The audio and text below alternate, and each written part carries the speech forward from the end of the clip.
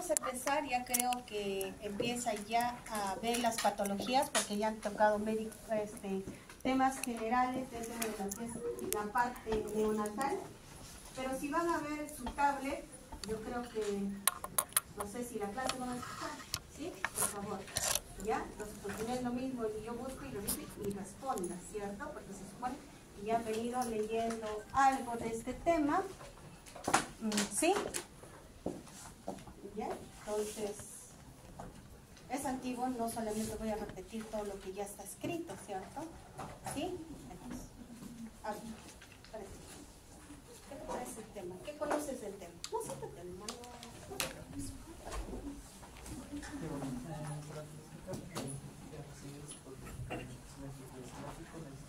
Tanto el peso, la disminución de peso, la edad gestacional y necesitas también su índice de ponderal o índice de ponderal para clasificarse.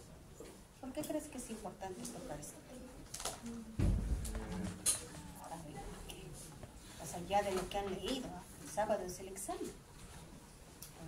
¿Por qué crees? Los niños con ACV tienen mayor mortalidad y morbilidad. Mayor mortalidad, mortalidad. ¿Por qué más? Ya hemos hablado acerca de las clasificaciones sobre edad gestacional, peso, talla. Hemos visto la importancia que tienen, más adelante, pero el bebé también para su desarrollo y crecimiento. Y van a tener algunas complicaciones quizás en lo que respecta al desarrollo psicomotriz cognitivo, ¿no? Por eso es importante determinar cuándo el bebé está creciendo adecuadamente y cuándo no. ¿Qué más? Bueno, doctora, como su propio nombre lo dice, hay una restricción de crecimiento del feto. Bueno, por las lecturas que he visto, consideran criterios como los percentiles, menor a 10, pero también resaltan que no todos los fetos que estén debajo de ese percentil pueden ser pequeños para la edad gestacional, pero eso no involucra que tengan RCU. Ahora, como menciona mi compañero, estos fetos van a tener mayor riesgo de complicaciones y mortalidad. Como hemos visto, va a haber tipos simétricos, asimétricos, y va a depender del mecanismo que se ha visto afectado, como lo vamos a ver en la clase, que es hipercelular, hipertrofia. ¿Sí? ¿Cuándo empiezo yo a diagnosticar eso?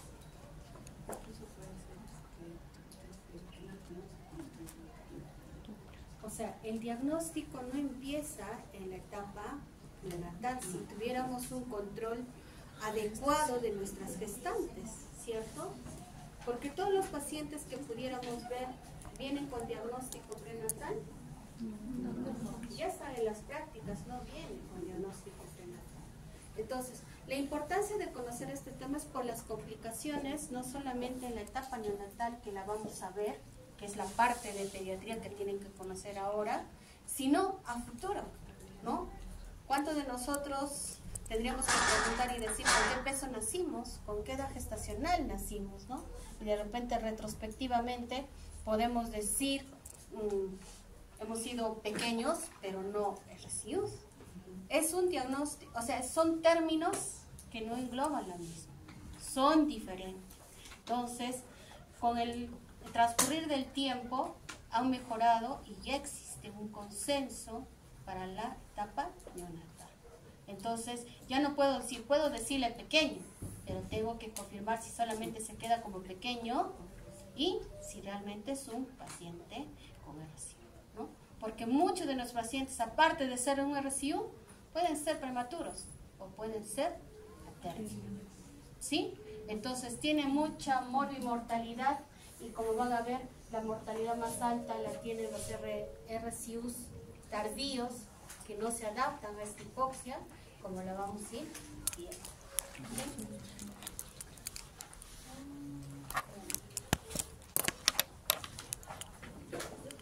Entonces, más que la parte introductoria, es porque afecta la salud pública. Ustedes ya han visto en el primer capítulo la morbimortalidad neonatal. Y también algunos habrán visto que muchos mueren como prematuro, pero también no sabemos de cuántos de esos prematuros han sido, ¿cierto? Entonces, esta morbimortalidad no solo afecta a la etapa neonatal, sino también en la etapa fetal y perinatal, ¿no? La etapa perinatal, ahora vamos a ver con la segunda, ¿qué contempla? O sea, ¿qué etapas yo veo? ¿qué evalúo? Estamos haciendo como un recordar y se paso para su examen.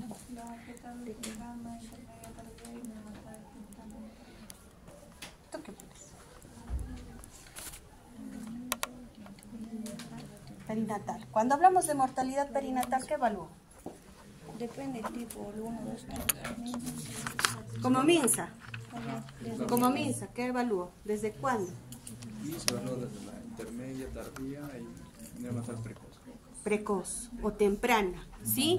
No se olviden, la fetal temprana no vemos en la mortalidad perinatal, ¿sí? Ese es el aborto, no lo vemos. Entonces, mira, ¿de cuándo afecta todo eso? Y la etapa definitivamente neonatal también afecta, ¿no? Puede ocurrir por múltiples causas, no solamente está el factor hereditario, como lo vamos a ver, experimenta problemas en las diferentes etapas y obviamente que ponen en riesgo la vida de estos pacientes cuando nacen, ¿no? Entonces, la incidencia es de 6.9 en los países desarrollados o menos de 10 para algunos, y en los países en vías de desarrollo, aunque hay ya nuevas literaturas que dicen que están ya menos de 20, será cierto, no sé, 23.8%. En el Perú representa un RSIU, un promedio alrededor del 10% de los embarazos, y obviamente que va a variar según nuestra región, ¿no? Está sacado de este artículo, que en costa es 9%, en selva 12%, en sierra 15%. Entonces, y el riesgo del embarazo oscila entre 8 al 21% de que pudiera tener ¿sí?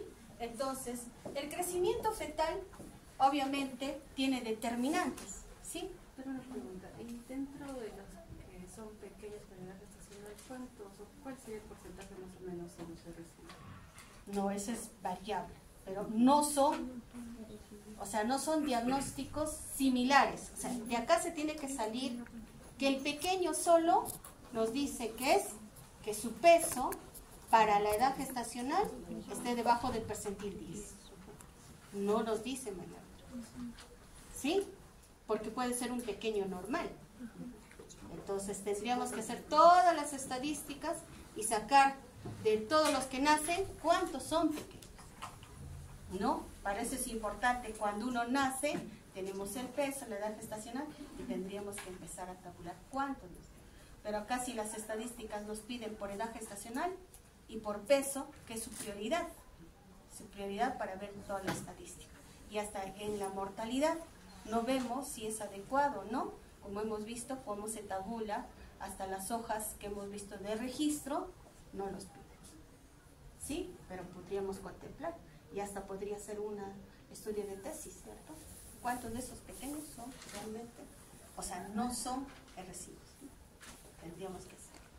Entonces, va a depender de estos determinantes de que este feto que tiene un potencial genético llegue a ser, ¿no? A tener un buen peso, una buena talla. Eso es lo que buscamos, ¿cierto? Porque desde que ya si es un RSIU, el lograr que alcance en la etapa post-neonatal ya se va aportando. Antes decías que teníamos un cachao que dice para alcanzar o volver a su curva normal, teníamos 2 años. Ahora las estadísticas o los estudios que dicen que tenemos solamente hasta el año de vida. Mira cómo va variando, ¿no? Tenemos 2 años, estamos confiados de que podríamos recuperar, pero ahora no. Tendríamos que recuperar para tener menos complicaciones a futuro, solo hasta el año de vida, ¿sí? Entonces, los determinantes son, obviamente, la parte genética, la disponibilidad de nutrientes de la madre, como hablamos, cómo se alimenta nuestra madre, ¿cierto? La calidad de alimentación que tiene ella, la capacidad de la placenta para transferir nuestros nutrientes y oxígenos. Y de ahí va casi los factores de riesgo. Si hay alguna alteración de estos determinantes, nos pueden indicar que nuestro paciente puede nacer con eso. Y los factores ambientales que pueda tener y hacer que este bebé alcance su potencial genético para determinada peso y talla, ¿no? Pero también recuerden, creo que esto ya lo han visto en endocrino, las etapas de crecimiento en la etapa fetal, ¿no? En nuestra primera etapa, que dura las primeras 16 semanas, es de hiperplasia celular, hay un gran incremento de células, diferenciación y morfogénesis de los diferentes órganos. Porque los latidos, ¿a las cuántas semanas lo podemos sentir? 5, 4, 5 semanas, ¿sí? Entonces ya hay un corazón que late, imagínense. Y la segunda etapa es hiperplasia e hipertrofia celular, con un incremento del número y tamaño de células. Esto va desde las 17 hasta las 32 semanas. ¿Sí? Entonces, miren cómo va todas estas etapas, tanto de crecimiento, y cuando tenemos, imagínate, un prematuro y encima el nacimiento. La tercera etapa es donde se da la hipertrofia celular, incremento de nuestras células, el depósito de grasas y glucógeno. Se da en esta etapa la maduración funcional compatible con la adaptación a la vida extrauterina. ¿Sí? Entonces, deben llegar a término para tener una buena adaptación. Porque un prematuro no es que todo esté bien, ¿cierto? Con esa inmadurez con la que nace, se adapta a vivir. ¿Sí? Y esto es a partir de las 32 semanas. Porque todavía va a depender en qué etapa nace nuestro hijo. Entonces, si yo tengo el potencial genético con un buen soporte nutricional, puedo alcanzar ese promedio. Pero si yo no tengo el soporte nutricional o la placenta está mal porque hay alguna patología en la mamá que ha hecho que esa placenta no se desarrolle, no haya una buena traspaso de nutrientes o una buena circulación de la parte materna a la parte fetal, definitivamente tampoco va a alcanzar ese potencial. ¿Sí? Entonces, la definición no nació en la etapa neonatal, sino en la etapa de gestación. Entonces, el Colegio Americano de Obstetricia y Ginecología da que esta terminología de restricción del crecimiento ya intrauterino o de restricción de crecimiento fetal, ¿no? Ahora le llamo así, de repente con el tiempo voy a cambiar, no va a ser restricción de crecimiento, complicaciones de la restricción de crecimiento fetal probablemente, ¿no? Entonces se describe a estos fetos que tienen una estimación de peso fetal que es menor al percentil 10 para la edad gestacional. Empezaron con esta definición, pero vamos a ver que ha ido cambiando con el tiempo para la parte obstétrica. Entonces, acá vemos los diferentes factores que pueden influir para que nuestro paciente sea tenga esta restricción. Los factores genéticos, los factores placentarios, también la parte, ¿cómo está hecho mi producto? ¿Qué tiene mi producto? ¿No? Factores fetales también que podemos encontrar, sí, sí, no es que no influye, ¿no? Si tiene malformación, probablemente tampoco crezca y los factores. Entonces, dentro de estos factores, como ven, son variables, pero lo que nos interesa dentro de los factores maternos son los trastornos hipertensivos, que lo vemos más continuo, que son los ingresos de emergencia en el hospital que laboro. Dice preeclampsia, con signos de severidad, hay que terminar gestación. ¿Sí? Entonces, o tiene hipertensión arterial crónica, las trombofilias, nos falta, no tenemos un buen laboratorio de, si es por estudio, pero así que nos venga y diga, tengo trombofilia, no he visto hasta ahora ningún caso. Trastornos autoinmunes, sí hay lupus, pacientes con lupus, con síndrome de anticuerpos antifosfolipídicos, el estilo de vida, que cada vez va en incremento el consumo hasta de drogas, ¿cierto? Yo no sé, ustedes que es parte de la juventud y que habla consumo de drogas, no sé si en adolescentes, universitarios que pueda haber, pero sí ya lo estamos viendo, antes no se veía tanto. Alcohol, tabaquismo, el consumo de alcohol, el consumo de tabaco.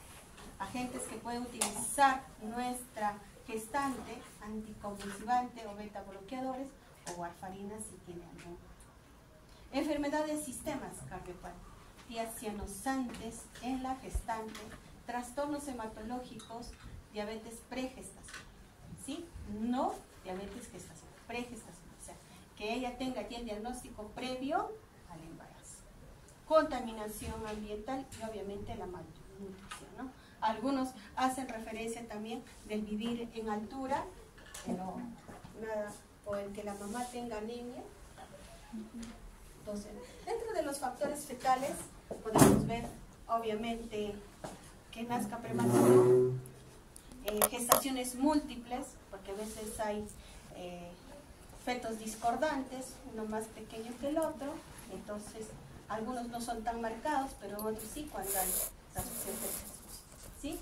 Causas genéticas, que cada vez también las vemos más, trisomía 13, trisomía 18, 21, la 21 es la que estamos viendo cada vez más, creo que algunos ya han visto, en el Carmen tenemos un paciente que tiene casi toda la complicación, síndrome de Cri-du-Chat, síndrome de Wolff-Hirschhorn, disomía uniparental, pero en esta el problema de las causas genéticas todavía también nos falta mejorar a nivel regional. Tenemos una genetista, pero es en salud, a nivel de MINSA nos falta, y tener un laboratorio que nos diga con todos estos rasgos qué tipo de causa genética o malformación congénita podríamos tener, ¿no? Las cardiopatías congénitas, ¿sí? Que venga un paciente con una cardiopatía congénita ya desde intrauterino, que tenga un CV marcado, o a veces hemos tenido con cardiopatías severas, no, ni siquiera con un solo defecto, ¿no? Con múltiples, entonces también onfaloceles, gastroquisis, hernias diafragmáticas, que vengan con anencefalia o agenesia o displasia. Entonces cada vez, si ustedes han visto la morbimortalidad, también se está incrementando las muertes por malformaciones. Infección perinatal, como es malaria, para los que se vayan a la selva, hay que tener presente eso, si en algún momento llegan a hacer su serum, ¿sí? Tuberculosis también hay más en la costa y en la selva. Entonces, si bien es cierto, ustedes han visto en la historia clínica perinatal, hay un rubro que dice que debemos hacer tamizaje de torcha, pero no lo hacemos. No sé si es que le rotan en salud, a los de salud les hacen, no sé si ahí les hacen, pero nosotros todavía no, por ciertas sospechas, algunos si controlan, si se le pide ese examen, sí se le puede hacer, ¿no? Cada vez ya por la clínica que pueda hacer nuestro paciente, vamos a tocar una clase de esas y vamos a ver que nos podemos ayudar con eso, ¿no? Y también, si un paciente viene con RCO, probablemente hay que empezar a buscar que no sea por esa infección perinatal, ¿no? Dentro de los factores placentarios, casi todo esto se supone deberían haber llevado obstetricia, que sería más fácil, ¿cierto? Pero después todavía llega. Entonces, para que conozcan y ahondarán más en esa etapa, entonces dentro de los factores placentarios, placenta previa, desprendimiento prematuro de placenta creta, infarto placentario, placenta circunvalada y hematoma placentario, ¿no? Entonces, si hay uno de estos factores, también puede condicionar a que no haya una buena circulación, o sea, materno-fetal, ¿sí? Y obviamente disminución de nutrientes, no solamente nutrientes, sino lo que es oxígeno, que es lo que nos interesa. ¿Qué dice la fisiopatología? La fisiopatología más estudiada que nos habla es sobre la insuficiencia placental.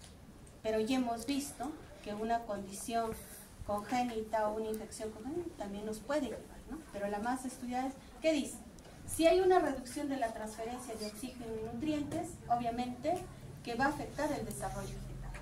Pero le he puesto que en el 60% no se sabe cuál es la causa, ¿sí? Porque tendríamos que hacer estudio de placenta y que nos digan, y que todos estos pacientes con sospecha hayan tenido, ¿qué? ¿Cómo hacemos el diagnóstico prenatal? ¿Con qué? Con ecodoppler, ¿no? Y que nos digan, pero no todos las. Entonces, ¿qué causa esta reducción? Deficiencia en la remodelación de las arterias espirales uterinas y placentarias. Y después, la perfusión uteroplacentaria, entonces va a estar restringida, ¿sí? Entonces, de ahí vemos un poco que primero que se altera en el Doppler, ¿sí?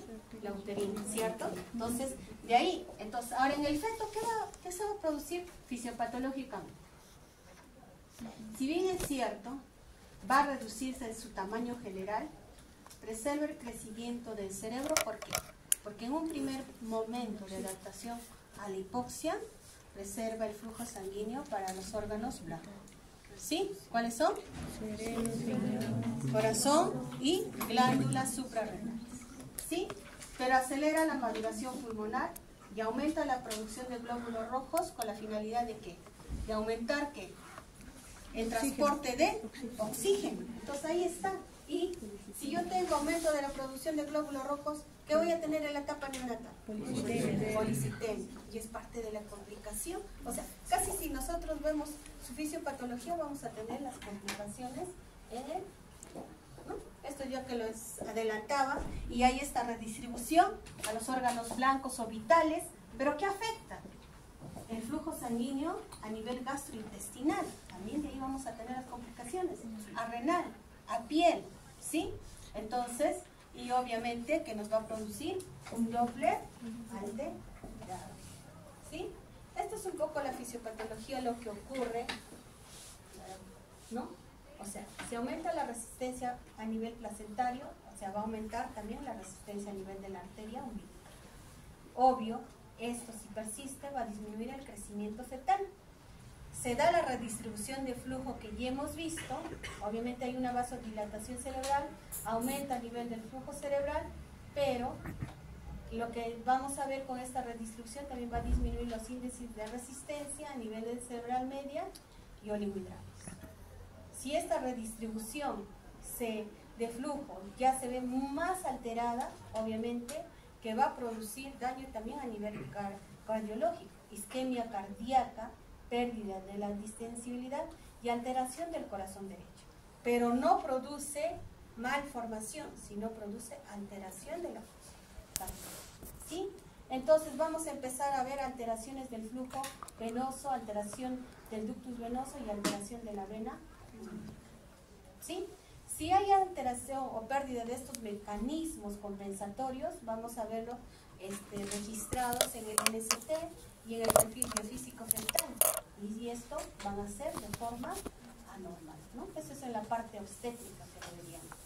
Entonces, ¿qué pasa en un feto? ¿Cómo se altera el agua en un RCU? En el RCU leve o moderado va a estar normal. Pero en el severo está incrementada por la disminución de grasa corporal, o sea, con peso. Los minerales, el calcio no se modifica y los otros van a variar en relación al peso corporal. Nitrógeno y proteínas va a estar disminuido por el peso corporal, principalmente por el crecimiento muscular deficiente, ¿no? Ustedes van a ver, si ustedes cuando vean un recién nacido RCU, es todo pequeño, así como un viejito arrugado, se van a ver bien adelgazado, hasta el cordón delgado, como vamos a ver imágenes, entonces van a ver. Glucógeno está disminuido en el hígado y músculo, con los niveles plasmáticos bajos de glucosa y insulina. Además, los periodos repetitivos de hipoxia depletan aún más por acción de la adrenalina. Entonces, si hay esto, ¿por qué? O sea, un paciente con RCU tiene riesgo de ¿qué? De ser hipoglicémico. El tejido adiposo, menos del 10% del peso corporal, está disminuido por el aporte placentario de ácidos grasos, triglicéridos y glucosa, así como la deficiencia de insulina con la consecuente disminución de la síntesis de grasa por el adiposo. Por eso el tejido celular subcutáneo está disminuido. Con respecto al balance energético total y masa tisular, hay una disminución de todos los compartimientos corporales, discrepancia entre la afectación mayoritaria o compartimientos grasa. ¿Sí?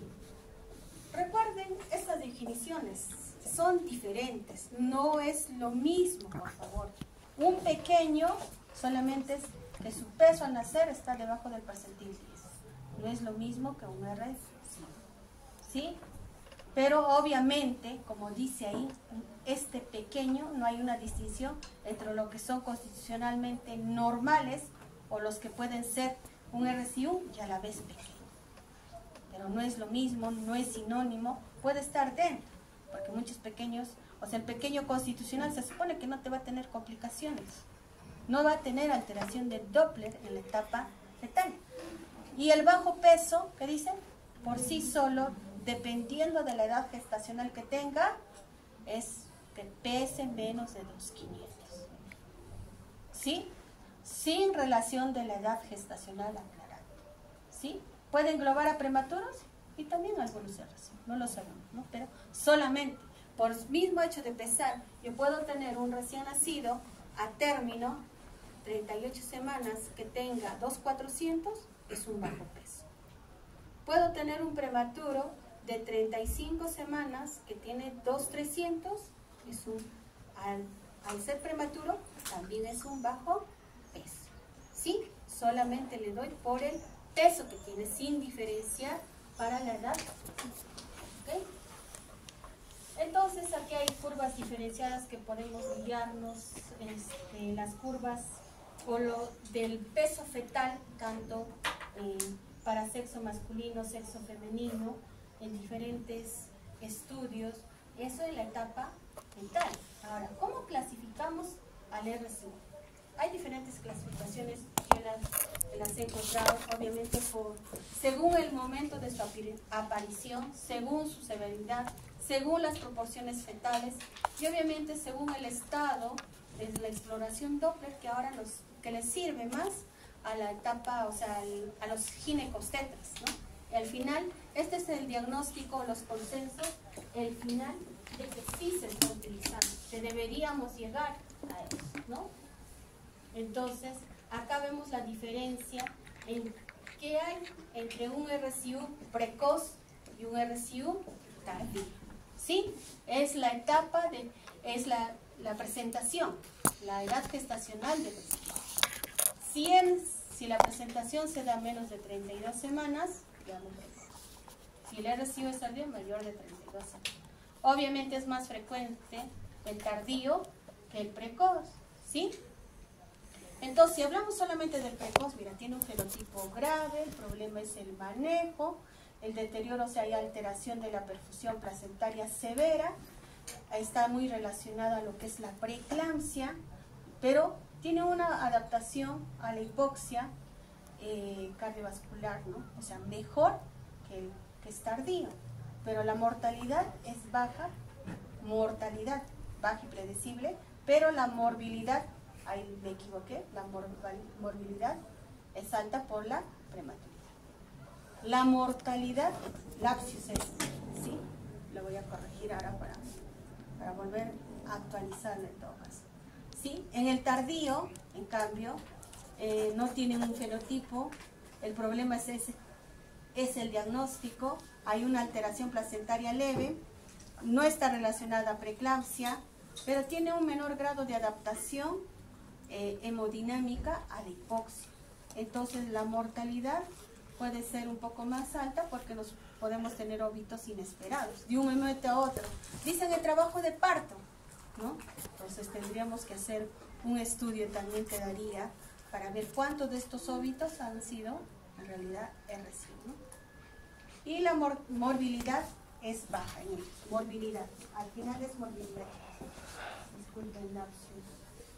Entonces, hay la clasificación por la severidad, que dice que la podemos clasificar en leve, moderada, severa. Entonces, según en el percentil que se encuentra el peso al momento de nacer, yo evalúo el peso al momento de nacer. Un leve del percentil 5 a 10, moderado de 5 a 3 y el severo que esté debajo del percentil 3. Ahora, otra clasificación clínica es si es simétrico o asimétrico, ¿sí? Entonces, las causas dentro del simétrico son intrínsecas, que puede ser genético, constitucional, extrínsecas por infecciones congénitas o anomalías cromosómicas o por uso de drogas. La frecuencia es 20%, el inicio es precoz, o sea, si usted es de inicio precoz, entonces va a ir con las características también de lo que hemos estado viendo de inicio precoz. El compromiso se afecta tanto peso, talla, perímetro cefálico. Todo, digamos, va a estar debajo del percentil 10, ¿sí? Las características celulares son la hipoplasia, malformaciones frecuentes, el tamaño placentario normal, el aspecto clínico, obviamente, si está afectado peso, talla y perímetro cefálico, va a ser proporcionado. El diámetro biparietal, no lo vemos nosotros, ¿cierto? Se ve en la parte obstétrica, va a ser pequeño, la circunferencia abdominal también, y la relación de la circunferencia cerebral con la abdominal es normal, pero la relación fémur-abdomen debe estar entre 0.2 a 0.24. Y el índice ponderal normal. ¿no? Entonces, vamos a ver que este índice ponderal nos sirve para determinar si es simétrico o asimétrico, ¿sí? En cambio, el asimétrico, su causa es extrínseca, por una insuficiencia placentaria, que por patologías maternas, pero la frecuencia es menor, de 3 al 10%, y su inicio es tardío. Lo que más se compromete solamente es el peso. Puede tener buena talla, buen perímetro cefálico, pero el peso está alterado. La característica celular que se puede adoptar es la hipotrofia, malformaciones ocasionales, el tamaño placentario disminuido, el aspecto clínico obviamente vamos a ver desproporcionado. El diámetro biparietal normal, la circunferencia abdominal pequeña y la relación circunferencia de la cabeza y el abdomen va a estar mayor del percentil 97 y la relación fémur-abdomen 0.26 y el índice va a estar debajo del percentil 10, ¿sí? Entonces, para llegar a nuestro diagnóstico debemos definir la edad gestacional del producto que está en barriga, y hacer una buena biometría, estimación ecográfica del peso fetal y que utilicemos curvas poblacionales de peso fetal en realidad acordes a nuestra, digamos, estadística de Perú, ¿cierto? Que no hagamos uso de tablas internacionales. Y la sospecha clínica en el momento de nacer, que ya la vamos a ver, ya tenemos. Entonces, necesitamos que haya una detección prenatal, que aumente obviamente esta sospecha en la etapa de gestación, que los ginecólogos puedan identificar a estos fetos con crecimiento intrauterino, que debemos evaluar de manera exhaustiva la edad gestacional, porque muchas veces hay duda, o hacerse una ecografía precoz que nos podría ayudar a tener una mejor vigilancia. No es lo mismo que tenga su primera ecografía a los 4 meses y ya no nos va a servir porque la variación de la edad gestacional también es más de 2 semanas. Este es el consenso que ahora se está utilizando, que en la parte gineco-obstetra, que es el consenso de restricción de crecimiento fetal usando ecodoppler. Pero ¿cuál es la característica? Ellos también la dividen en temprana y en tardía. ¿Sí? Que el peso fetal estimado o la circunferencia abdominal, ¿sí? Ahí sí, que esté debajo del percentil 3. O haya, dice, o ausencia del flujo telediastólico de la arteria umbilical. ¿Sí? Pero tenemos otra cápita cuando dice el peso fetal estimado, la circunferencia abdominal, está debajo del percentil 10 con estas características. Que yo tengo que hacer el índice de pulsatilidad de la arteria uterina que esté en mayor del percentil 95, o el índice de la pulsatilidad de la arteria umbilical también esté encima del percentil 95. Entonces eso no lo vamos a ver. El ginecólogo nos informará cuando haga el eco, ¿sí? Pero ya hay esta diferencia. Para los mayores de 32 semanas, dice peso estimado, circunferencia abdominal, fetal menos del percentil 3. Pero al menos 2 de los siguientes criterios. O sea, sí o sí el peso tiene que estar, el ponderado fetal o el peso estimado o el peso fetal, como lo puedan informar, que el peso fetal y con la relación circunferencia abdominal fetal esté debajo del percentil 10. ¿Sí? El peso fetal estimado, circunferencia abdominal, que vemos un descenso marcado en su carril cuando hagamos las curvas de vigilancia que debe tener estos pacientes, ¿no? Que haya una caída de 2 percentiles en 2 ecografías separadas al menos por 2 semanas, ¿sí? O el índice, que dice, el índice cerebro placentario esté debajo del percentil 5, o el índice de pulsatilidad de la arteria umbilical mayor del percentil 95. O sea, estos son el consenso, los criterios para yo empezar y decir, este paciente o este producto tiene restricción de crecimiento. ¿Ok? Entonces, aquí hay las variaciones, como llegar a la edad gestacional, creo que ya es parte obstétrica, la vamos a pasar. Obviamente, para llegar a un peso, utilizan una fórmula al momento de hacer la ecografía, que es una fórmula de Hartley, que ven y relacionan diámetro biparietal, la circunferencia abdominal y la longitud. ¿Sí? Estas curvas son de crecimiento fetal, que ven, es una tabla que conseguí en recién nacidos P4. Entonces, van relacionando, tendríamos que hacer cómo va yendo las curvas. Si yo tengo un determinado peso fetal a las 30 semanas, debemos seguir graficando en sus controles o cómo va yendo. ¿Sí? Respecto al Doppler, ¿qué información nos da? Cuando pedimos de la arteria uterina, obviamente nos informa lesión placentaria, pero la cara materna, la arteria umbilical, lesión placentaria, pero la cara fetal, la arteria cerebral media, el grado de hipoxia, y vemos cuánto afectación tiene esta redistribución de flujo a nivel hemodinámico del feto. Y ya el ductus venoso es descompensación de los mecanismos adaptativos a esta hipoxia, ¿no? Entonces vamos viendo cuánto se va alterando esto, ¿sí? Y los marcadores también, como vemos dentro de la fisiopatología, cuando se adapta esta respuesta fetal primero a la hipoxemia, obviamente se adapta, primero se altera las uterinas, ya la umbilical, la cerebral y lo que es el ductus venosa, que puede alterarse en horas, ¿no? Y también el NST o la cardiotografía que se hace, o la biometría fetal que se hace por ecografía, podemos verlas alteradas, ¿sí? Entonces, si bien es cierto, esto sería nuestro fluxograma, tenemos un peso fetal menos del 10% a todos ellos. Para llegar y decir ¿es o no es un RCU? Tendríamos que hacer un ecodoppler, y si ver estar alterado, tendríamos que ver si hay una insuficiencia placentaria, si está normal. Obviamente un nuevo control también, ya diríamos que es un RCU, ¿cierto? Pero si vemos este Doppler y está normal, le hacemos un nuevo control y sigue en su carril, sería un pequeño constitucional, o sea, sin alteración, ¿no? Acá están las diferencias, justo de lo que queremos ver. Es un feto pequeño sano, existe seguridad de la fecha de última regla, la madre generalmente puede tener talla baja, ¿sí? Es un determinante, imagínate nuestra talla, la talla materna es muy determinante también para el tamaño fetal, ¿no? La biometría fetal está menos del 10, pero en forma simétrica, ¿sí? La placenta, el líquido, la actividad fetal que se evalúa por biometría están también dentro de parámetros normales, y en 2 semanas si yo le hago el control, como dice el fluxograma, sigue siendo el peso, está en ese mismo cartel. Pero un feto normalmente pequeño puede estar relacionado con defectos anatómicos, sugerentes de anomalías cromosómicas, ¿sí? Como las trisomías.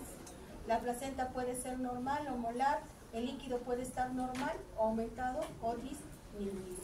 Y puede existir hidrox y anomalías cerebrales en casos de infección congénita, ¿no? Entonces, vamos a ver más adelante dentro de lo que es las infecciones congénitas, también nos pueden producir un paciente que sea pequeño. Entonces yo podría tener, si realmente la ecografía obstétrica me puede dar información, como que es ventriculomegalia o que ve calcificaciones, que ya me podrían estar alertando que este paciente viene con una infección congénita, que vamos a ver con más claridad las siguientes.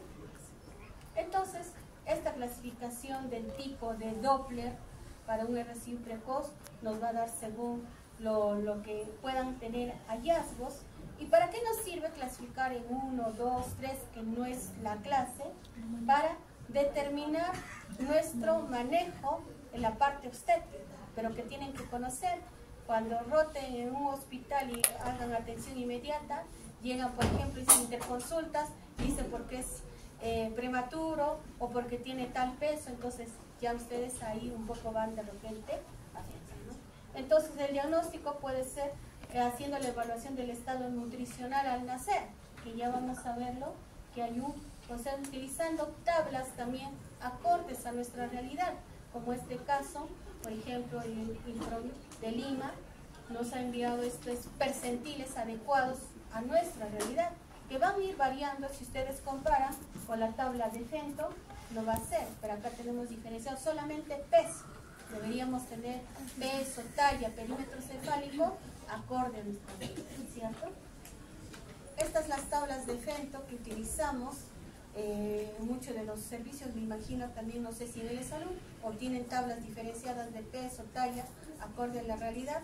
Entonces los que rotan, de repente nos puedan decir la experiencia, pero para nosotros nos ayuda si no tenemos, ya con el peso nos dice que es un pequeño y habría que ver si realmente está debajo del percentil 3 para ver si es una lesión, ¿no? El índice ponderal que hemos visto, que en el simétrico es normal, y en el asimétrico que está debajo del percentil 10, para eso nos sirve, ¿sí? Entonces es una fórmula que hacemos, la evaluación de peso por 100 entre la talla en centímetros al cubo, ¿sí? Entonces, como ven, este índice ponderal también tiene su tabla, ¿sí? Si está debajo del percentil 10 nos sirve para decir que es un RSIO así, ¿sí? Y si está debajo del percentil 3, si tuviéramos las gráficas, indica invasión grave o un RSIO severo, ¿cierto? Entonces, esta es una tabla de percentiles que nosotros buscamos según la edad gestacional y le vamos poniendo. ¿Ok? ¿Sí? ¿Está claro? Entonces, por ejemplo, aquí hay dos ejemplos. A ver. Las chicas sacan de la niña, los chicos del niño, y a ver cuánto sale el índice ponderal. ¿Qué dice? La niña tiene una edad gestacional de 35 semanas. Estamos, ¿cierto? El peso, nació con un peso de 1500, una talla de 41 y un perímetro cefálico de 30.8. Anótelo por favor, después vamos a ver y vamos a apuntar y graficar en qué percentiles está. ¿Cierto? ¿Sí? ¿Se ubican? 35 semanas. Estamos en esta línea, dice 1500, está debajo del percentil 3. ¿Sí? ¿Ubicaron? Perímetro cefálico 30.8. O sea, está encima del percentil 10. No está debajo, para esta edad. 35 semanas. ¿Sí? ¿Me siguen? 30.8 está encima de esta línea. Para 35 semanas estoy en el punto. La talla, 41 centímetros. Está entre el percentil 3 y 10. ¿Sí? Por favor, anótelo después para ver si tiene los criterios. Ahora, ¿y cuánto sale su índice ponderal? Que deberíamos. Ahora, en el niño, de igual manera, tiene 35 semanas, pero nació con un peso de 1475. O sea, está debajo del percentil 3. La talla dice 42 centímetros. Debajo del percentil 10. El perímetro cefálico 30.5. También está encima del percentil 10. ¿Ok? A ver, de la niña, ¿cuánto salió el índice ponderal? 2.17. 2.17. Del niño, ¿cuánto salió? ¿Ah? A ver, los varones hicieron del niño, ¿no? ¿Cuánto salió? 1.99. 1.99, ¿seguros? Porque vamos a regresar al índice para ver. Porque ambos tienen 35 semanas. El niño tiene un índice debajo de este valor, 2.25. ¿La niña cuánto salió? 2.17. También está debajo del percentil. ¿Sí? Entonces son unos RSIU así. ¿Ok? A eso mismo. ¿Está claro? Entonces, cuando sospechamos nosotros, obviamente cuando nace va a tener estas características. Si es un asimétrico, la cabeza grande en comparación con el resto del cuerpo. Esa es la característica de un asimétrico. Fontanela anterior grande y ancha, con mala formación de los huevos membranosos. Ausencia de grasa parda, o sea, ven la piel adelgazada, no le vemos, porque cuando vemos ustedes un recién nacido, o sea que tiene peso adecuado, está rosadito, la piel también rosadita, hidratada, se le ve que tú tocas y es algo blandito, ¿cierto? ¿Sí? Sí, examinaron recién nacidos, ¿no? Ya, entonces, a comparación de esas imágenes, no nos olvidaremos. El cordón umbilical es fino, a menudo manchado de meconio, si es que este es a término, y obviamente ha estado haciendo ya sufrimiento fetal, que es también parte de la complicación de un ERS. Disminución de la masa muscular esquelética y del tejido celular subcutáneo. ¿Sí? Miren, la piel podemos tener de esta forma, con descamación de las manos más grandes, uñas largas, si tú ves, y las manos y los pies están más grandes, la piel con pliegues sueltos en la nuca, en la axila, en el área escapular y región glútea. El niño está ansioso, hiperalerta, con pobre deformación del botón mamario y genitales femeninos inmaduros y es muy fácil. Ustedes examinen, por ejemplo, los pliegues de la planta del pie, están todos bien formados, pero examinan mama de paso para darle la edad gestacional haciendo capurro, ven que no hay buena formación. ¿Sí? Entonces, por ejemplo, este es un caso de un recién nacido pretérmino de 36 semanas con antecedente de madre con preeclampsia, nació con 1600. 1600 para 36 semanas. ¿Sí? Si regresamos a la gráfica, 36.600 está debajo del percentil. Miren las características de la piel, con bastante pliegues. Miren el cordón, si bien cierto se ha modificado, pero es bien delgado. ¿Sí? Ha perdido toda la grasa sobre el cuerpo, la torácica visible, así ven como un desnutrido. Han visto de repente un paciente adulto recontra adelgazado y se ven los huesos, ¿cierto? Exceso de piel. Pliegues excesivas a través del interescapular, zonas de glúteo con pérdida de grasa, o sea, no hay ni nalguitas bien planitas, ¿sí? Entonces este es otro bebé. Miren la distribución, las manos, la cabeza, el cuerpo, pueden ver, es donde tomé completo, las manos un poco grandes, mira, descamativas, pero se le ve así como un viejito. Esto es lo que ahora vamos a utilizar en la etapa neonatal. O sea, debe cumplir esto. Esta división de consenso salió con porcentajes de acuerdos, pero ya salieron nuevas publicaciones que encontré ahora último, no lo pude actualizar, del 2024, del año pasado, en un artículo que hace comparación pequeño y RSU, ya estos consensos ya están. O sea, ¿qué dice que debe cumplir si yo tengo un recién nacido? Que su peso de nacimiento debe estar debajo del percentil 3 por sí solo para decirle que es un RSU. ¿Sí? Ahora, pero si tengo estos 5 criterios, si cumple de estos 5 criterios 3, también puedo decirle que es un paciente con diagnóstico de RSU, que es el peso al nacer, perímetro cefálico y la talla, que estén debajo del percentil 10, que hay un diagnóstico prenatal de restricción de crecimiento fetal, información sobre el estado de embarazo, o sea, en el embarazo materno, que hay hipertensión, preeclampsia y también infección congénita. Si tengo yo eso, 3 de estos 5 criterios, también puedo decir este paciente es un RSU. ¿Okay? Entonces ya no vamos a tener muchos problemas para hacer un diagnóstico en la etapa neonatal. ¿Ok? Entonces, ¿cuál es el manejo? El manejo viene, como hemos visto, desde la parte obstétrica.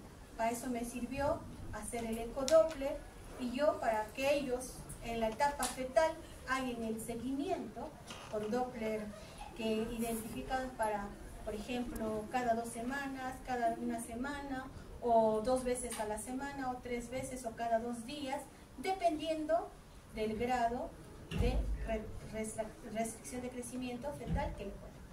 Es un tipo 1, tipo 2, tipo 3, tipo 4. El tipo 4, por ejemplo, Doppler diario, ¿sí? Para ver si hay alguna alteración y entonces terminar. Para eso me sirve el seguimiento. Yo puedo hacer la interrupción, así como dice, a partir de las 26 semanas, a partir de las 30 semanas en el tipo 3, en el tipo 2 a partir de las 34 semanas, en el tipo 1 a partir de las 37 semanas. Pero en el pequeño puede llegar a término sin ningún problema. ¿Sí? También hay el chance del tipo 1 que pueda ser parto vaginal. El resto sí, al mismo hecho de no esté en trabajo de parto, hay Doppler alterado, sí tendría que terminar por cesárea, ¿no? Entonces, a nosotros sí nos sirve conocer, si es que nos mandaran con este tipo, es terminar gestación, obviamente si nos dieran algún de estos tipos de este Doppler, pero si nos dicen es un tipo 1, todavía yo le pido un control en una semana, ¿y qué más puedo hacer yo por ese problema? Para eso me sirve, ¿sí? En la etapa neonatal. Entonces acá está este fluxograma en la cual, ¿cuál es el manejo? ¿Cuándo yo debo interrumpir? Interrupción de gestación cuando es menos de 32 semanas. Cuando el perfil biofísico está alterado o tengamos, hay unos que ponen 8 de 8 o 10 de 10, y entonces si tiene 6 de 10, es decir 4 de 10, 2 de 10 o 0, sí tendría que interrumpir. Cuando el perfil biofísico está alterado o hay desaceleraciones espontáneas cuando yo hago un NST, pero esa es en la parte obstétrica, o flujo reverso en el ductus venoso, o pulsatilidad de la vena umbilical. ¿Okay? Esos son los criterios para yo interrumpir gestación en menos de 32 semanas. Ahora, en los de 32 a 37 semanas, ¿qué hace que yo diga, sabes qué, tenemos que terminar gestación? Que ya no crezca el bebé, que siga con el mismo peso en el control, porque ¿cuánto deben ganar los fetos intrauterinos por día? A ver, 15 a 20 gramos, cuanto más cercano a término, hasta 30 gramos por día. ¿Sí? Si ya no veo y el peso sigue lo mismo, entonces también, o hay oligohidramios, o el perfil también biofísico fetal está alterado, Doppler de la arteria umbilical, que tenga con flujo diastólico o flujo reverso, patología materna que condiciona la interrupción. ¿Qué patología materna sería? Preeclampsia, con signos de severidad, que o ya está empezando a hacer síndrome de Hell, yo tengo que interrumpir gestación. O está en estudio y me convulsiona y está haciendo ya una eclampsia, tendría que interrumpir la gestación. ¿Sí? O cuando haya desaceleraciones espontáneas. Para un RCU tardío, definitivamente, como ya hemos visto, el diagnóstico, o sea, el manejo, diagnosticarlo para definir el parto, debemos tener eso. El seguimiento, que ya hemos visto en el tiempo, debe ser acorde a lo que tenga para disminuir la mortalidad, control semanal y, como hemos visto, finalizar a las 37 semanas. Dentro de lo que es el manejo neonatal, obviamente ya hemos visto cómo podemos confirmar este RCU, ¿cierto? Por este consenso que ya hemos visto. Entonces, y si yo tengo alta sospecha de que es un RCU, el nacimiento debe ocurrir en un tercer nivel de atención. El único hospital, los hospitales de tercer nivel son el Hospital El Carmen, para los pacientes, la gran mayoría de nuestra población que tiene CIS, y para los pacientes asegurados, obviamente, es el Salud, porque ninguna de las clínicas hasta ahora tiene una unidad neonatal acorde para el manejo de estos pacientes. Si nacen en las clínicas, o llegan al Salud, o llegan al hospital. ¿Sí? Entonces, y piden personal entrenado en reanimación, definitivamente, no solamente en el tercer nivel, sino en el segundo o primer nivel donde se atiende partos, tiene que el personal estar entrenado en reanimación o en RCP, que es parte de un seminario que van a tener. Por eso es que se hace el seminario, porque en algún momento ustedes, estando en su salud, pueden atender un parto. Y no van a decir, no conozco, no sé, ¿no es cierto? No, por eso se le está dando estos avances. Y recuerden, si en algún momento un bebé nace en un establecimiento de primer nivel y es pequeño y con peso menos de 2 kilos, tiene indicación de hospitalización. También un recién nacido, menos de 34 semanas, que es pequeño, antecedentes de preeclampsia y que el peso esté debajo del percentil 3. O sea, ya diagnosticó con eso que estamos diciendo, es un RCU, ¿sí? Entonces yo tengo que hacer por esto, por las complicaciones que presenta la restricción de crecimiento intrauterino o fetal. En nosotros lo vemos la etapa temprana.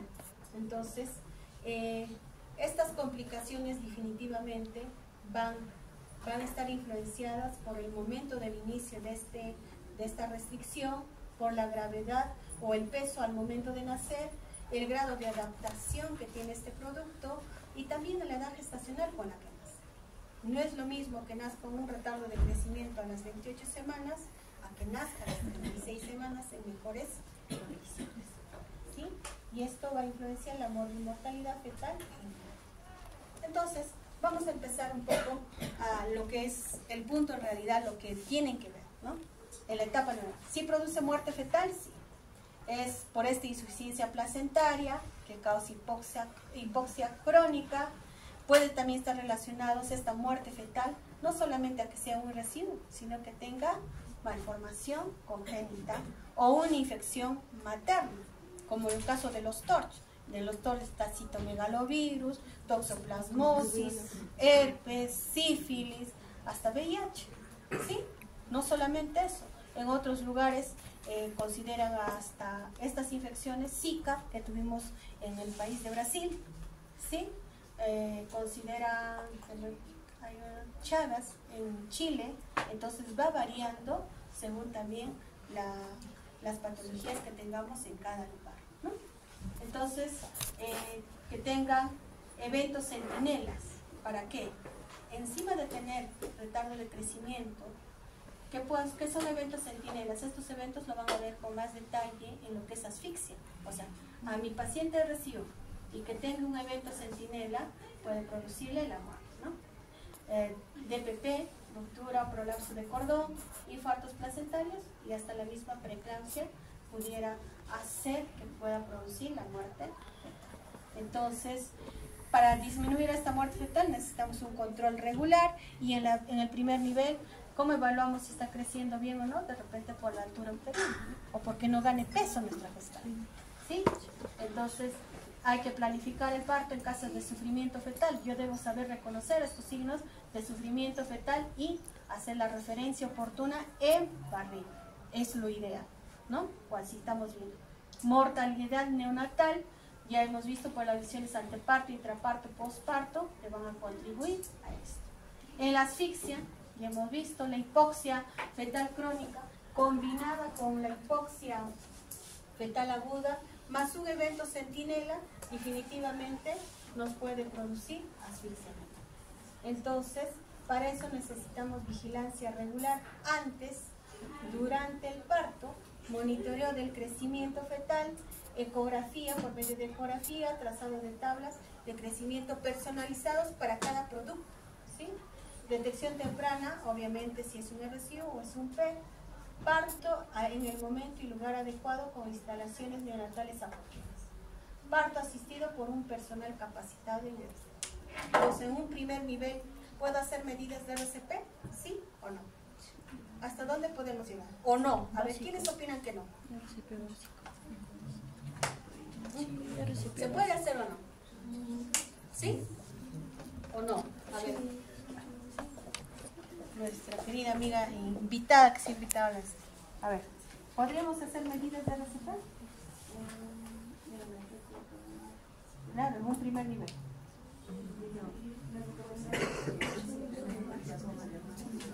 Pero se llegan expulsivos. ¿Pero qué necesito? ¿Qué condición necesito? Que ustedes cuando lleguen a hacer, donde van a hacer serum, es que revisen con qué cuenta. Si no tienen AMBU, podrán hacer medidas de RCP, que es la primera medida. O sea, una cosa son pasos iniciales que han hecho en atención inmediata. Yo hago la evaluación y digo, tengo que hacer medidas de RCP. ¿Sí? Entonces, yo tengo que cuando llego, digo, ¿con qué cuento? O si no, para nada atiendo parto y comunico, por favor, y vigilo a mis gestantes, ¿cierto? Para hacer un traslado oportuno. Eso es lo que tendríamos que hacer en un primer nivel para que llegue de forma adecuada a los ¿qué? Que nos dice instalaciones neonatales apropiadas, pero no tenemos. Hasta los hospitales Cuando yo no puedo manejar todo, quieren referir acá o acá, ¿no? Entonces, pero sí debo conocer. Y si cuento con un AMBU, sí tengo que saber hacer mínimo y tratar de estabilizar y tratar de referirlo lo más pronto, si es que les llegara en ese momento. No es que no puedan hacer. Hipotermia. Y hemos visto qué importancia tiene el que trabajemos termorregulación, ¿cierto? ¿Sí? Entonces, el mecanismo de termorregulación deficiente, obviamente porque tiene menor tejido celular subcutáneo. Si es un asimétrico, tiene la cabeza más grande, por donde podría perder más calor, por eso es que secamos, pues secamos tanto cabeza y el cuerpo ni bien que nazca. Yo tengo y hacer cambio de los campos, ¿cierto? Han visto, ¿no? En atención inmediata se hace eso. Menor grasa parda, deficiencia de catecolaminas, aumento de la pérdida insensible a través de la piel y otras comorbilidades que se puede asociar. Entonces, y hemos visto que las salas de parto deben estar a una temperatura de 24 a 26 grados.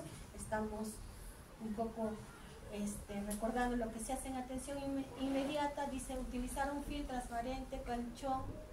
Yo creo que se hace difícil en nuestra realidad, ni siquiera nosotros tenemos colchón con calefacción, sí hay colchones especiales, pero sí utilizamos bolsas de polietileno cuando sabemos que vamos a recibir un recién nacido pretérmino y siempre preguntamos por el peso fetal con la cual vamos a recibir, ¿no? Y más o menos decimos, ya tiene este peso, encima es PET, ¿sí?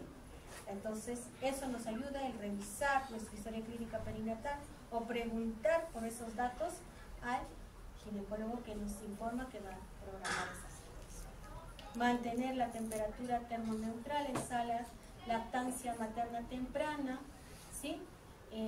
Hay todas las medidas para evitar las pérdidas de calor por las 4 formas que pierde, que es evaporación, conducción, convección y radiación, ¿no? Entonces yo debo tomar todas las medidas en donde estemos, ¿no? No necesariamente va a contar lo mismo que ven en un hospital, en un establecimiento de primer nivel. ¿Quiénes conocen el Centro de Salud de Chilca? Nadie todavía ido. Centro de Salud La Libertad. ¿Han visto su sala de parto? ¿Ah? ¿Del nuevo? Del nuevo. Me imagino que del nuevo está implementado para hacer un hospital nivel 2, 1. Entonces sí tiene una sala de parto, sí debe tener todas las condiciones para poder hacerlo. El Centro de Salud de Chupaca, Justicia, Paz y Vida, nada, no hay todavía. Entonces cuando vayan van a ver que las realidades son diferentes a las que vemos. Obviamente el hospital supuestamente con todo lo mejor es el caro, pero no sé, siempre falta algo. ¿Ok? Entonces, para también disminuir, si este bebé nació, es un pequeño, pero está tranquilo, tiene más de 2 kilos, puede ir con mamá a hacer lo que es contacto piel a piel, ni bien que nazca, para iniciar lactancia temprana y mandarle alojamiento, ¿no? Pero con la salvedad de estar vigilándole y pidiéndole exámenes frente a las complicaciones que podamos tener en estos pacientes. ¿Ok? Ahora, hipolisemia. Hemos visto que hay deficiencias, acá está casi la fisiopatología que hemos estado viendo, de reservas de glucógeno en el hígado y los músculos, las fuentes pobres de energía, disminución de la grasa, disminución de la capacidad para oxidar los ácidos grasos libres, pobre gluconeogénesis y glucogénesis, disminución de la producción de glucosa, bajo nivel de las hormonas contrarreguladoras y sensibilidad aumentada a los receptores de insulina. Entonces, muchos de nuestros pacientes nos pueden hacer hipotermia. Entonces, ¿cuál es el manejo? A todo paciente, no solo a todo paciente que ya podemos hacer el diagnóstico de RSIU con este consenso, sino a todo lo que pesa menos de 2,500, que sea pequeño, ¿no? Nosotros pedimos un control de glicemia dentro de lo que es la observación a las 2 horas de vida, pasada las 2 horas de vida, para que pueda ir a alojamiento. Si nos reporta un valor normal, pasa. Pero si reporta un valor disminuido, si tiene buena succión, hacemos que lacte nuevamente, le vigilamos y hacemos un nuevo control, ¿no? Porque tiene que haber una buena lactancia materna, una buena succión, porque puede ser el problema que no succione bien por más que lo mando a Loja, no va a lactar. Entonces, ahí sí valoramos y de repente hospitalizar, ¿sí? Entonces, con el apego o el contacto piel a piel, logramos una lactancia materna dentro de la primera hora. Y si amerita, si es que la mamá no tuviera producción láctea, no tuviera calostro, es la única indicación de repente de suplementarlo con sucedáneo, ¿sí? O con las fórmulas que ustedes le conocen, pero siempre y cuando tenga buena succión el paciente. Si no, si esta estuviera menos de 25, como dice, o yo tengo sintomatología de hipoglicemia, como ya van a ver, es otro capítulo ya para la siguiente unidad, entonces tengo que indicar hospitalización y darle tratamiento con dextrosa y ¿sí? Y vigilarlo, hacerle controles, de repente cada 3 horas, cada 6 horas, dependiendo el caso, ¿ok? Entonces, ahora, ¿nos puede hacer hiperglicemia? También, ¿sí? Entonces, con este monitoreo que tenemos, acá está la fisiopatología por resistencia a la insulina, por baja producción de insulina, o demasiada infusión de glucosa exógena, ¿no? Entonces, manejamos un determinado BIG, que ya lo van a ver cuando hagamos hipoglicemia.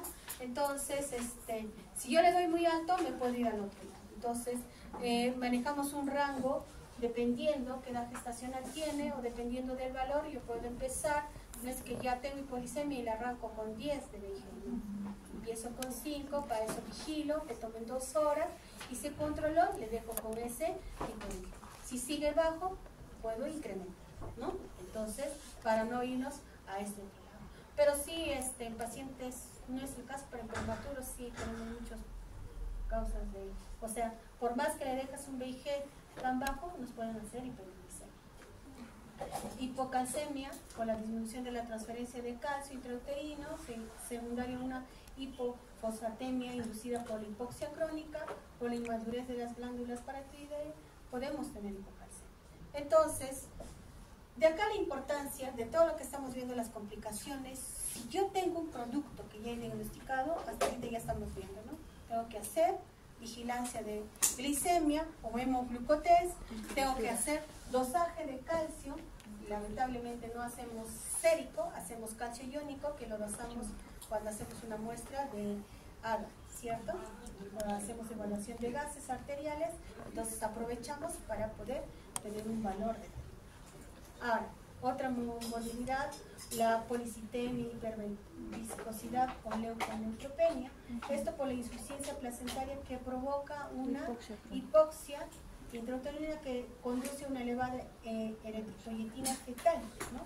Y la transfusión de sangre de la madre al feto también puede producir policitemia.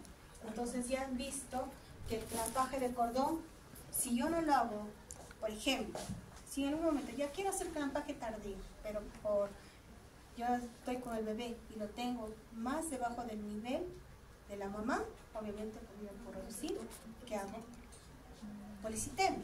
Entonces, o sea, si yo nace bien, le hago el contacto piel a piel, va directo al abdomen, o primero al abdomen, lo seco y después ya le hago contacto directo, ¿cierto?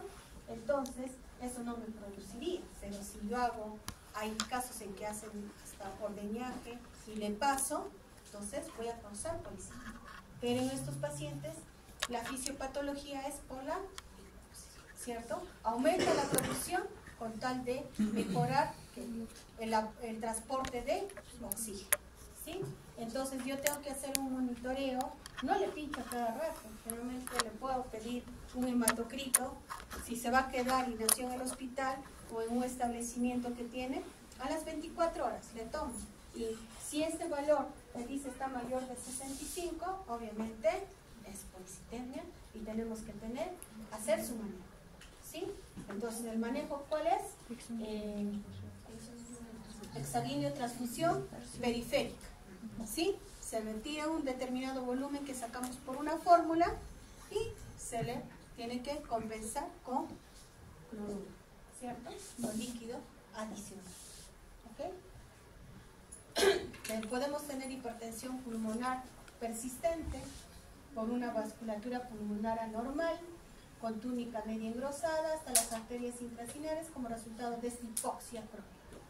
Secundaria también podemos tener a una asfixia, si nuestro paciente nació asfixiado, secundaria una hipoglicemia, a la hipotermia, hipocalcemia, a la policitemia, ¿sí?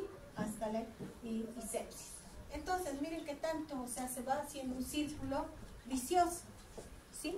Entonces, no es que este paciente con RSI1 se empieza a hacer dificultad respiratoria, requerimiento de oxígeno, no mejora con el aporte, es un paciente que en la evolución ya, obviamente, si ustedes tienen dificultad respiratoria, ese paciente van a transferir, si están en un establecimiento de primer nivel, pero muchos de estos pacientes, para diagnosticar hipertensión pulmonar, necesitamos hacer un ecocardio, ¿sí?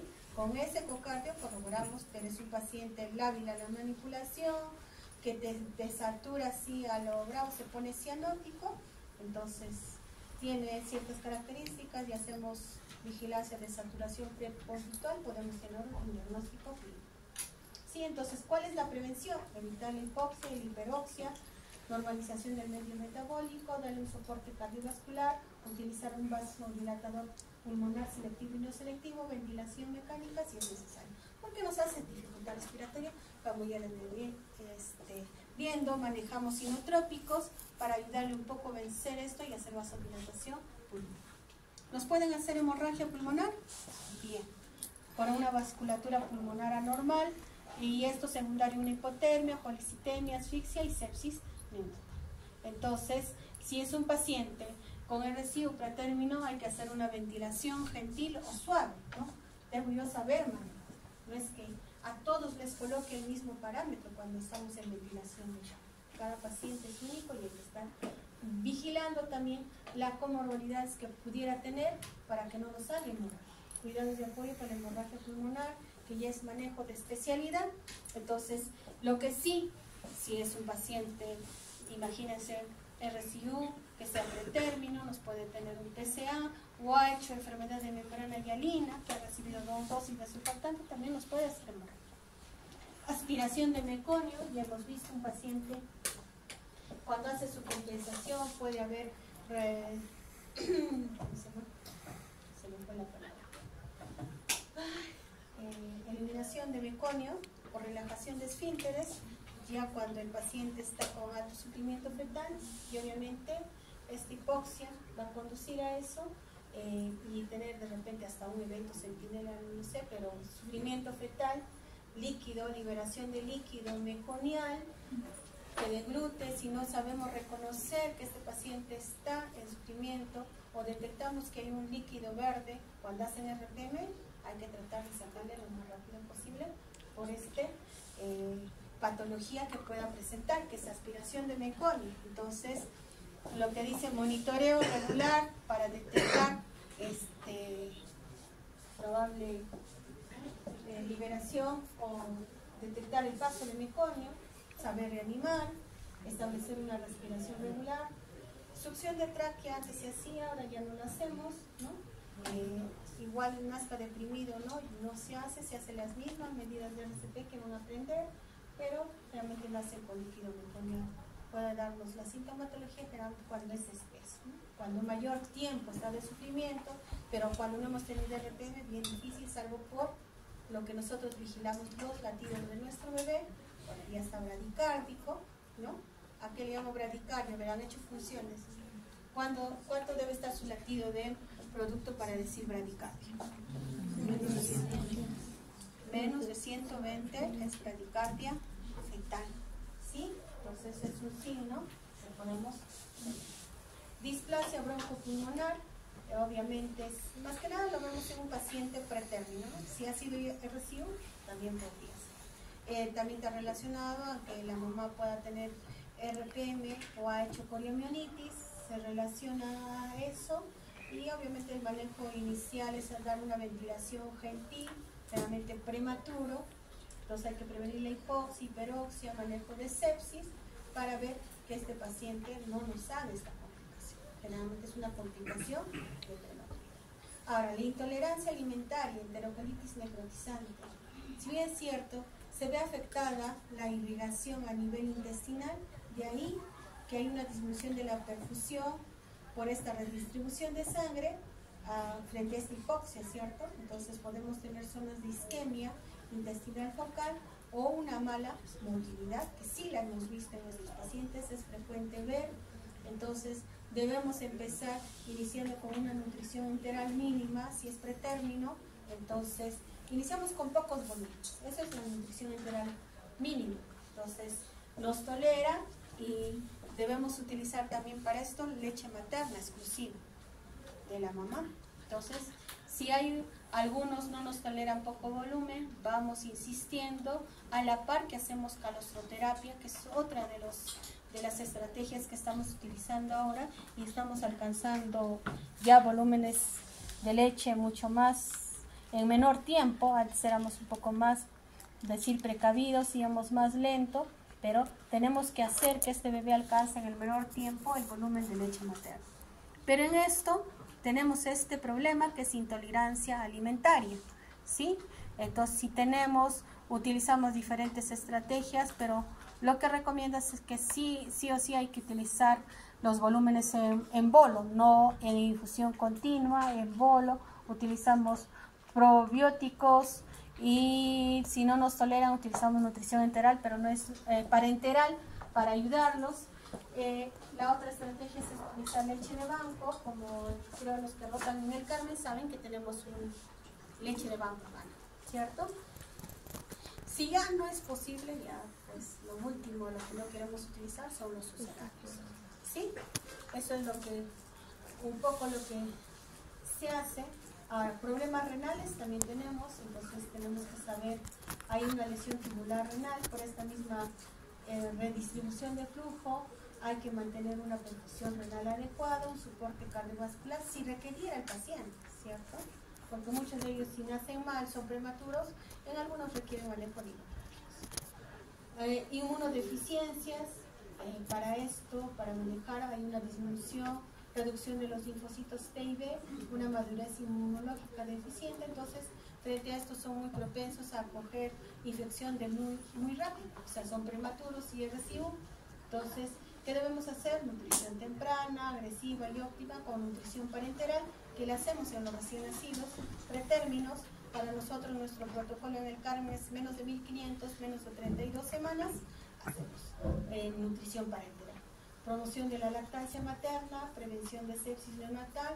En esto igual utilizamos un catéter percutáneo de inserción periférica, es un catéter central que nos dura, si bien es cierto, 30 días aproximadamente, con limpieza adecuada, con cuidado, para tratar de prevenir los procedimientos invasivos que también se les hacen, ¿no? Otra de las morbilidades que pueda presentar es retinopatía de la prematuridad, más que nada en ellos, ¿no? Si es un RSIU prematuro por esta hipoxia, hay niveles alterados de los factores de crecimiento. Entonces, aparte de eso, aparte de la capacidad antioxidante disminuida, en la etapa postneonatal, obviamente está propenso a sufrir de hipoxia, de hiperoxia, ¿no? Y sepsis en todo prematuro. O sea, no está libre, nacen y todo va bien, no. Tiene sus complicaciones los prematuros. Entonces debemos mantener una saturación, nosotros manejamos de 88 a 94, con vigilancia, con un flujo, con un fío lo más bajo posible que nos pueda dar esta saturación, obviamente por ser susceptibles.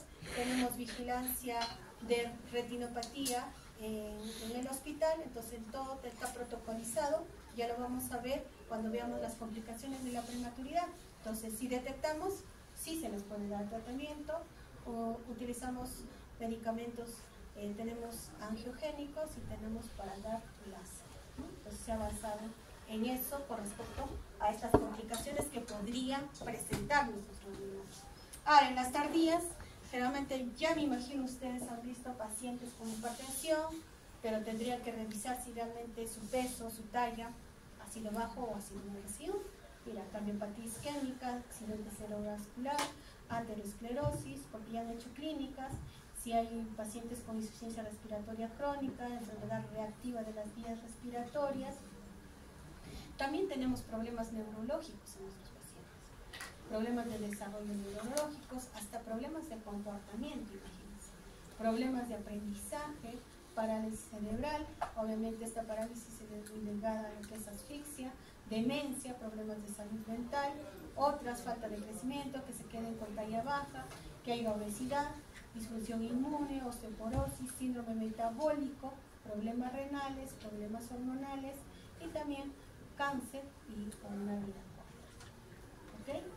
Entonces, ¿cuáles son las medidas preventivas que debemos de repente tener en cuenta? Un adecuado control prenatal, seguimiento para llegar a un diagnóstico, buscar la causa que esté produciendo esto, decidir la vía de nacimiento y el momento óptimo del parto, que ya hemos dicho, equipo de reanimación que esté preparado, monitorear de la glicemia, control de hematocrito, que son probablemente cosas que no son difíciles de hacer, ¿no? Ya un AGA no podemos tener un establecimiento de primer nivel, pero Centro de Salud de Chilca, los centros de salud tienen un laboratorio básico que sí podemos hacer glicemia y hematocrito, de repente buscando las complicaciones de la. Entonces, no solamente acaba ahí, entonces tienen que tener un seguimiento del neurodesarrollo, buscando estos trastornos motores y cognitivos, mediciones antropométricas cada mes durante el primer año, luego cada 3 meses, mediciones anuales de presión arterial, seguimiento de la función renal. Entonces, cuando demos de alta a un paciente, si en algún momento van por los intermedios, debemos hacer un control de creatinina, con qué función renal está viendo. Más si es prematuro, sí, los prematuros se van con un último control de hematocrito y creatinina, ¿sí? Para ver esto. Observación de los patrones de crecimiento para predecir síndrome metabólica, enfermedad cardiovascular y vigilancia estrecha del índice de masa corporal, glucosa en ayunas y lípidos, pero ya en la etapa, ¿cierto?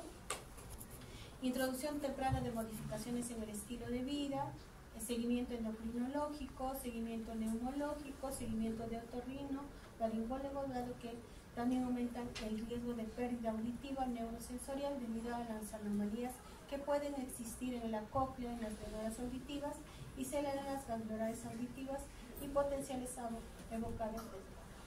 ¿Sí? No nos olvidemos que debemos hacer estos seguimientos. ¿Ok? Preguntas o al final, porque otro tema que vamos a tocar son signos de alarma.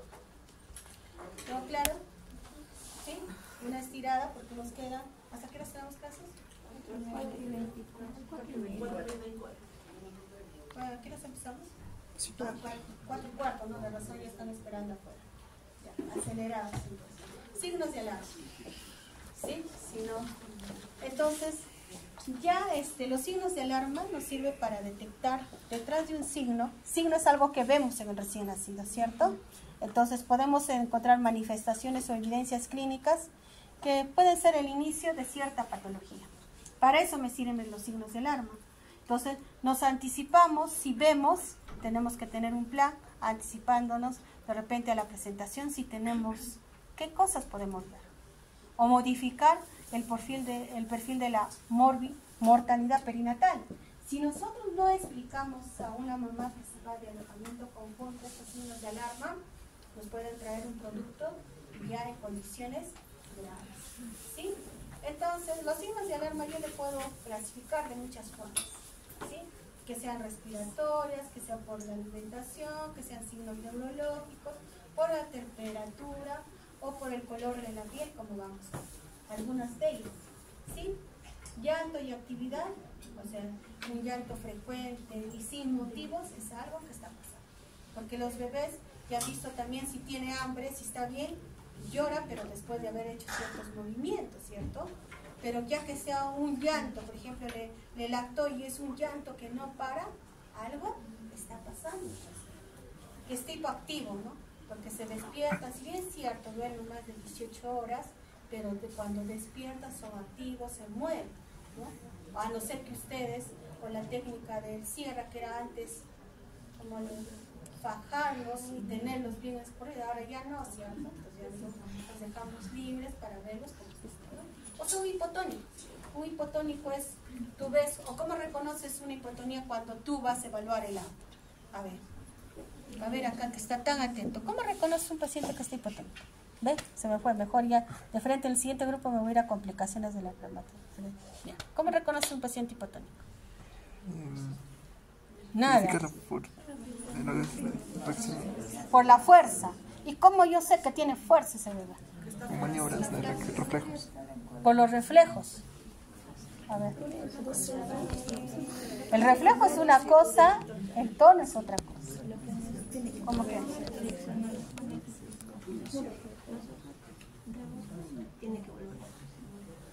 A ver, ¿cómo es el tono en un recién nacido a término? Tiende a la flexión. Si yo veo un paciente a término y está en extensión, o lo otro que hago, levanto la mano y mueve, así. Pero si cae así, su tono está. Entonces, usted tiene que saber evaluar el tono, porque parte de la evaluación del hogar es el tono, ¿cierto? ¿Sí? Bueno, la irritabilidad, o sea, tengo que ver que sea por hambre, por sed, por frío, por calor. Entonces, también puede ser por dolor. Entonces, si es continuo, está muy irritable, lloroso, tengo que buscarla. Pero no solamente que esté irritable, algo más debo examinar. O de repente está muy súper abrigado y ahora que los ponen un montón de polar y los condicionas a que esté irritable. ¿Quién aguanta? A ver, o hasta el peso, ¿no? Ustedes se han puesto 2, 3 frazadas y aguantan el peso, no creo. Pues sí. Otro capítulo que van a ver, dificultad respiratoria. Ya han visto que se evalúa con un score de Silverman-Anderson. También conocen cuánto es la frecuencia normal. Entonces, yo en función de esta dificultad respiratoria y veo sus antecedentes, habiendo revisado mi historia clínica perinatal, puedo deducir por muchas causas, ¿no? Esta es la evaluación como hacemos de la dificultad respiratoria por score de Silverman. Sí, puede ser muchas causas. De estas causas hay un factor, ¿sí? O hay un antecedente que me hace sospechar cierta hipótesis, ¿sí? Por ejemplo, para síndrome de aspiración meconial, ¿qué debe existir? Líquido. Para una taquimia, realmente en un establecimiento de primer nivel, salvo que sea un parto precipitado, bueno. Hialina es prematuro, ¿sí? Algo así. Entonces tengo que tener algo más, o en el examen, aparte de dificultad respiratoria, algo más. Entonces ya hemos visto y creo que han tocado la patología en termorregulación, si hay hipotermia y si hay hipertermia, ¿qué puedo hacer? ¿Sí? Entonces tienen ahí las causas. Si hay hipertermia, puedo pensar pues falta de aporte. Entonces tengo un paciente deshidratado, también puede ser por inyección o iatrogénica por sodio. Si libero y baja la temperatura y no vuelve, hipotermia, muy propensos en los prematuros, también en los casos de infección que puede estar hipotermia, ¿sí? O en los ambientes fríos, o las mamás que si algunos han pasado por alojamiento, a veces lo dejan de costado y se lo meten con un pañalito delgado y les encontramos fríos, ¿sí? Entonces, por el tipo de color de piel, azul significa que está cianótico, rojizo policitémico, amarillo esotérico y pálido, probablemente. Y detrás de eso, de la cianosis o de la ubiquidez, tengo que buscar la causa, ¿cierto? Hay muchas causas. Hablamos de cianosis, que puede ser periférica, central, de causa pulmonar, cardíaca, ¿sí? Entonces, que nos voten y nos toquen la puerta, ¿no? Porque el otro grupo, ¿a qué horas ingresa? La lista, por favor, chicos. 4:30. 4:30. ¿Estás seguros? 25. Que sea rubicundo, y hemos visto, ¿sí? Por policitemia, que tengo que hacer un hematocrito si es mayor de 65. Puede ser por demora del pinzamiento o que sean gemelos, ¿sí? Y tengo que hacer una examinación. Ictericia. Ictericia, que es otro capítulo grande que van a tocar, pero a mí me interesa que ustedes reconozcan el color. Ya han visto, ya naciditos, son rosaditos, bonitos, ¿cierto? Entonces, al segundo día que aparezca que es ictérico hasta abdomen, algo hay más. Entonces, ¿qué me debo fijar? Si hay una incompatibilidad para ver, todas en la historia clínica perinatal tenemos el grupo de la masa. En los establecimientos, por ejemplo, en el Carmen, a todos los recién nacidos hacen grupo sanguíneo de cordón. Entonces debo vigilar ese grupo sanguíneo para ver que no sea por incompatibilidad, ¿no? Ya el transcurrir, eso es lo que más nos preocupa las primeras 24 horas, o que sea una incompatibilidad de RH. Entonces, para eso también el RH y el grupo sanguíneo sale de control, ¿sí? Dependiendo del valor, vamos a determinar el tratamiento. Fototerapia o en sanguíneo transfusión, observación, porque hay valores que no requieren tratamiento, puede estar ictérico, pero no requiere. O de repente un nuevo control, y sí, en el siguiente control, la palidez, generalmente por anemia, que puede dar problemas, o sea, que puede ser secundario. Estamos atendiendo el parto y fue un precipitado, y se rompe el cordón, ¿sí? Obviamente, si la mamá llega con DPP o con placenta previa, también podemos tener. En traumas obstétricos, ¿qué me puede producir anemia? El hematoma subgaleal, o que tenga un cefalohematoma bilateral, ¿no? ¿Sí? Y obviamente en el prematuro sí tenemos lo que se llama hemorragia interventricular, pero a veces en hospitalización, ¿no? Aunque tenga problemas de hemolysis, ¿sí? Ahí está la enfermedad hemorrágica del recién nacido con pérdida, o pueden tener hematuria, algún sangrado y hacer anemia, ¿ok? Palidez. Los vómitos frecuentes que debemos diferenciar, regurgitación, si este vómito es bilioso o es lácteo, también. Y dependiendo en qué momento lo presenta, generalmente está muy relacionado a problemas a nivel intestinal que van a requerir tratamiento. ¿Sí? Los no biliosos, de repente porque mucho volumen, se les está dando mucho lacta, ¿no? Entonces la capacidad gástrica también han visto en lactancia que va aumentando día a día. No es la misma capacidad al primer día de vida que al tercero o al quinto día. Lo que sí, los vómitos no biliosos, lo que me interesa es lo que hay un signo o una presentación a la tercera semana de vida, que son lacto y vómitos, lácteos, la estenosis pilórica, ¿sí? Es una presentación casi clásica que se da de esta patología, entonces hay que sospechar si nos viene ya la tercera semana. Puede ser también por intolerancia a la leche o a la fórmula, o una sepsis, entonces tengo que ver sus factores de riesgo o con qué clínica adicional me está viniendo. Diarrea, de igual forma, se refiere a la consistencia, que puede ser por mucha causa, dentro de ella sepsis, intolerancia a la leche.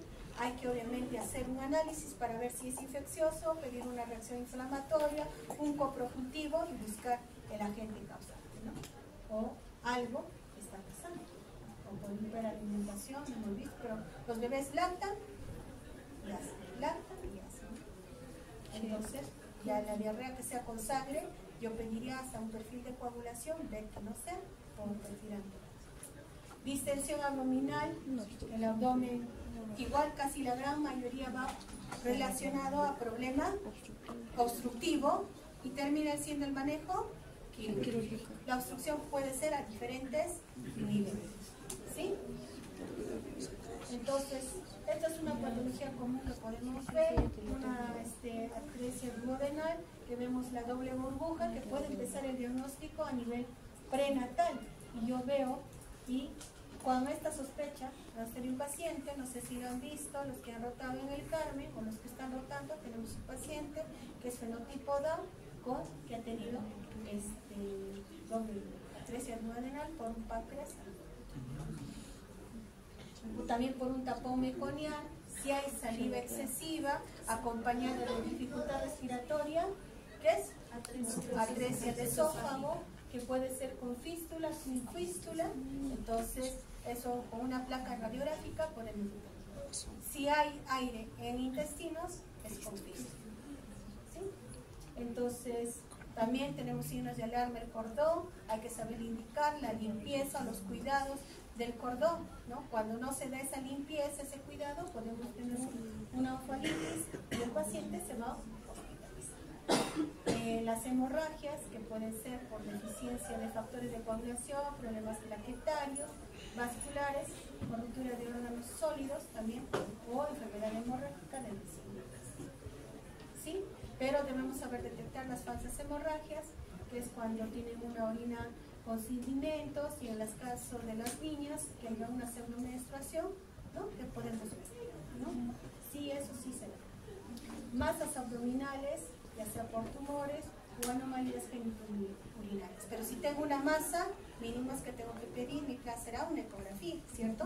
Para ver qué es, o es un gran hígado, lo creo, dependiendo de que la ubicación también para dar nuestra ecografía. Fracaso de la diuresis, debemos esperar las 24 horas, pero si miccionó al momento de nacer, o lo otro es que no le estamos dando buen aporte de líquidos a ese bebé, entonces no me va a orinar. Si hay buen aporte, de repente se trata de una agenesia renal bilateral o una trombosis. O hay obstrucción del flujo urinario, hemos tenido muchas veces que puede haber válvulas, ¿no? Y a veces le colocamos sonda y empiezan a funcionar, ¿sí? O una vejiga neurogénica acompañando ¿a qué? A un hielo meningo, ¿sí? O tumores. Fracaso de meconio, debemos esperar hasta las 48 horas, pero si no, ya empezar a ver si ese niño es hipotónico o es prematuro, hay falta de aporte, o se trata de un ano interforado. Pero ya hemos visto que en la atención inmediata hacemos verificación de permeabilidad, ¿no? Entonces no se nos puede pasar, salvo que sea un parto en casa y no lo hemos examinado. Por eso cuando tenga en algún momento en su salud, revisen todo como si todos estuvieran haciendo una atención inmediata. Permeabilidad esofágica, permeabilidad anal. Obviamente si te dice que ya lactó, sí, pero no se olviden de permeabilidad anal. ¿Sí? Hemos tenido años anteriores que no verificaron parto domiciliario, vienen y dicen distensión abdominal, revisamos y era un adulto. ¿Sí? Porque eso tiene que tener su manejo inmediato o descompresión, porque si no, hasta se puede perforar, puede dar a una infección secundaria y el pronóstico. Convulsiones. Sí, habitualmente los movimientos en un recién nacido pueden ser sutiles, ¿no?